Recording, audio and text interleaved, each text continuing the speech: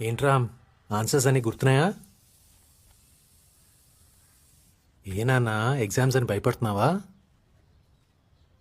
భయపడుతున్నాను కానీ ఎగ్జామ్స్ వల్ల కాదు.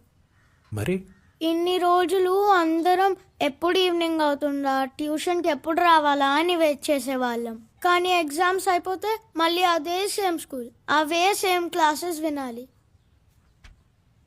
ఒక డౌట్ డాడీ, నువ్వు ఈవినింగ్ మాత్రమే ట్యూషన్ ఎందుకు పెడతావు? మార్నింగ్ కూడా పెట్టుకోవచ్చు కదా. అసలు నేను వేరే వాళ్ళ స్కూల్కి ఎందుకు వెళ్ళాలి?